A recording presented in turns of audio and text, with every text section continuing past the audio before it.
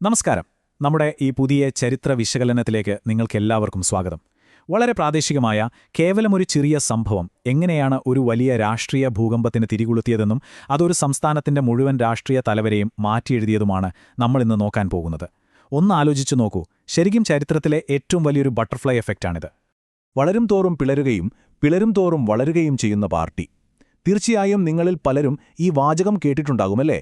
കേരള കോൺഗ്രസ് എന്ന പാർട്ടിയുടെ അങ്ങേയറ്റം സങ്കീർണവും എന്നാൽ കൗതുകകരവുമായ ചരിത്രത്തെ ഇതിലും കൃത്യമായി വരച്ചുകാട്ടാൻ കഴിയില്ല. ഈ വിഭജനങ്ങളുടെ അനന്തമായ പരമ്പര യഥാർത്ഥത്തിൽ എവിടെ നിന്നാണ് തുടങ്ങിയതെന്ന് നമ്മൾ ഇന്ന് കൃത്യമായി മാപ്പ് ചെയ്യാൻ പോവുകയാണ്. നമ്മുടെ ഈ ചരിത്രകഥ ആരംഭിക്കുന്നത് 1963 ഡിസംബർ 8-ാം തീയതിയാണ്. തൃശൂർ ലൂർദ് പള്ളി പരിസരത്ത് പരിശുദ്ധ മാതാവിന്റെ തിരുനാൾ ദിവസം ഇളനീല നിറത്തിലുള്ള ഒരു അംബാസഡർ കാർ ഒരു ഉന്തുവണ്ടിയുമായി കൂട്ടിയിടിക്കുന്നു. ഇതൊരു സാധാരണ കാർ അപകടം മാത്രമായി അവസാനിക്കേണ്ടതായിരുന്നു. പക്ഷേ ആ സ്റ്റീറിംഗ് വീലിന് പിന്നിലുണ്ടായിരുന്നത് മറ്റാരുമല്ല, സാക്ഷാൽ സംസ്ഥാന ആഭ്യന്തരമന്ത്രി പി.ടി. ചാക്കോവായിരുന്നു. വെറുമൊരു ചെറിയ അപകടത്തിൽ നിന്ന് തുടങ്ങിയ കാര്യങ്ങൾ എങ്ങോട്ടാണ് പോയതെന്ന് ഈ ടൈം ലൈൻ നോക്കിയാൽ മനസ്സിലാകും. ആ അപകടത്തിന് ശേഷം നടന്ന സംഭവവികാസങ്ങൾ വളരെ വേഗത്തിലായിരുന്നു. 1963 ഡിസംബറിലെ ആ അപകടം വലിയൊരു വിവാദമായി. തൊട്ടുപിന്നാലെ 1964 ഫെബ്രുവരിയിൽ അദ്ദേഹത്തിന്റെ രാജിവെക്കേണ്ടി വരുന്നു. ഓഗസ്റ്റിൽ അദ്ദേഹത്തിന്റെ മരണം സംഭവിക്കുന്നു. ഒടുവിൽ സെപ്റ്റംബറിൽ ഒരു ഗവൺമെന്റ് തന്നെ താഴെ വീഴുന്നു. എന്തൊരു സ്പീഡാണല്ലേ! അവിശ്വസനീയമായൊരു ചെയിൻ റിയാക്ഷൻ. എന്തായിരുന്നു ആ യഥാർത്ഥ വിവാദം? ഇടിച്ചിട്ട് നിർത്താതെ പോയ ഒരു കാറ് ആഭ്യന്തരമന്ത്രി പി.ടി. ചാക്കോയാണ് വണ്ടി ഓടിച്ചത്. അതിലും വലിയ പ്രശ്നം വണ്ടിയിൽ പച്ചസാരി ഉടുത്ത ഒരു അജ്ഞാത സ്ത്രീയും ഉണ്ടായിരുന്നു എന്നതാണ്. എതിരാളികളുടെ പത്രങ്ങൾ ഇതിന് വലിയ വാർത്താപ്രാധാന്യം നൽകി. ആ സ്ത്രീയെ ചുറ്റിപ്പറ്റിയുള്ള സ്ഥിരീകരിക്കപ്പെടാത്ത ആരോപണങ്ങൾ വെറുമൊരു കിംവദന്തി ആയിരുന്നിരിക്കാം. പക്ഷേ അദ്ദേഹത്തിന്റെ രാഷ്ട്രീയ വനവാസത്തിന് ആക്കം കൂട്ടാൻ എതിരാളികൾ അത് സമർത്ഥമായി ഉപയോഗിച്ചു എന്നതാണ് യാഥാർത്ഥ്യം. രാജിവെച്ച ചാക്കോയ്ക്ക് താൻ വഞ്ചിക്കപ്പെട്ടതായി തോന്നി.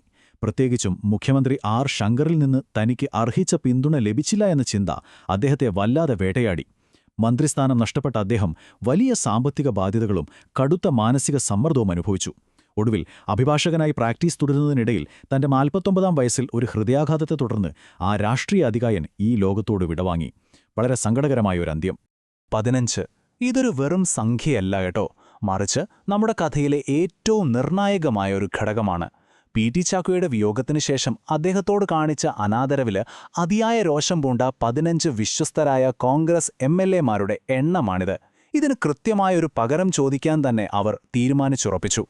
മുൻ ആഭ്യന്തരമന്ത്രിയും പ്രഗത്ഭനായ നേതാവുമായിരുന്നിട്ടും അദ്ദേഹത്തിന് വിലാപയാത്രയ്ക്ക് വെറുമൊരു പോലീസ് വാൻ നൽകിയതും സഭയിൽ വേണ്ടത്ര ആദരവ് നൽകാത്തതും അവരെ വല്ലാതെ പ്രകോപിപ്പിച്ചിരുന്നു. തികഞ്ഞ രാഷ്ട്രീയ ധിക്കാരത്തോടെ ഈ 15 വിമതർ എന്തു ചെയ്തുവെന്നറിയാമോ?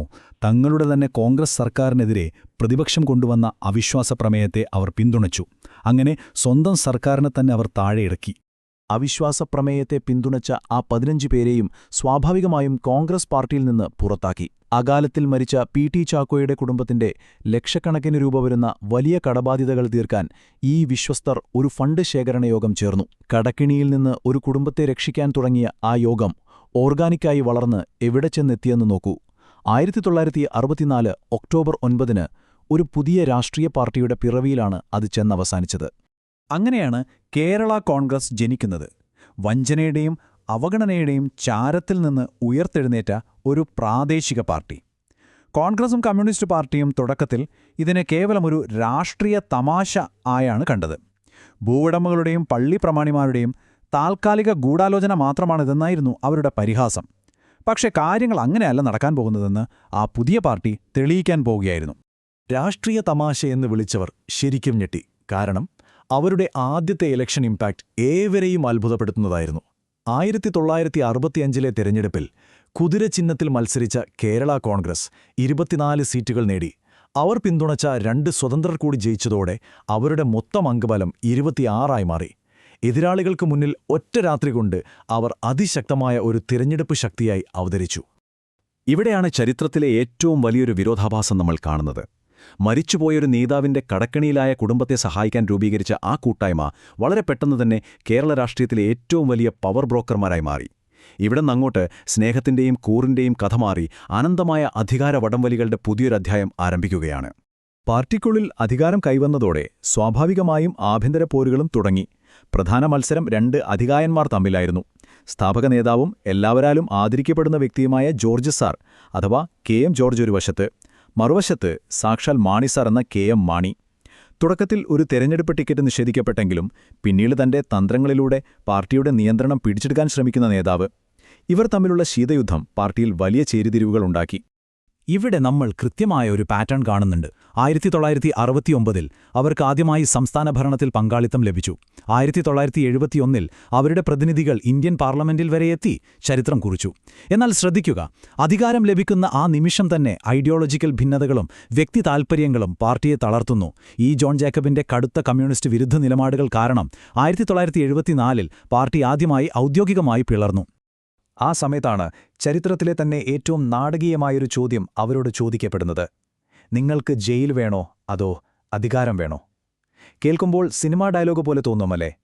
1975 അടിയന്തരാവസ്ഥാ കാലത്ത് ജയിലിലായിരുന്ന കേരള കോൺഗ്രസ് നേതാക്കളെ ദില്ലിയിലേക്ക് രഹസ്യ ചർച്ചകൾക്കായി കൊണ്ടുപോയപ്പോൾ അന്നത്തെ കേന്ദ്ര ആഭ്യന്തര സഹമന്ത്രി KC പന്ത് ചോദിച്ച അങ്ങേയറ്റം നിർണായകമായ ചോദ്യമാണിത്.